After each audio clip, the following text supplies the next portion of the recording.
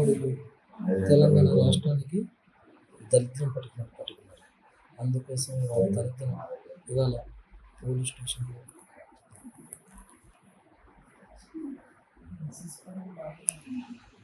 మమ్మల్ని అనేక రకాలుగా ఇబ్బంది పెట్టి ఈ మార్వాడి ప్రభుత్వం అనేటువంటిది కూడా ఇవాళ తెలంగాణ రాష్ట్రంలో పూర్తిగా ఉన్నటువంటిది మార్వాడి చేతిలోకి వెళ్ళిపోయింది.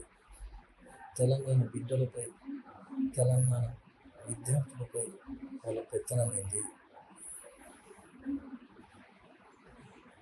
గుజరాత్ నుంచి బతకడానికి వచ్చిన వాళ్ళని వెళ్ళిపోమనక ఇంట్లో పెట్టి కూర్చోబెడతాము. ఇక్కడ స్థానికులపైన, తెలంగాణ ప్రజలపైన, వాళ్ళ ఆస్తిత్వం పైన ఇవాళ దాడులు జరుగుతుంటాయి. మేము చేతికి గాజులు వేసుకొని చూడాలి. ఇప్పటికన్నా ఈ రాష్ట్ర ప్రభుత్వం తెలంగాణ ప్రజల పక్షాన ఉండకపోతే రాబోయే రోజులు కూడా ఖచ్చితంగా ఈ ప్రభుత్వాన్ని కూడా దింపే విధంగా మా చర్యలు ఉంటాయి.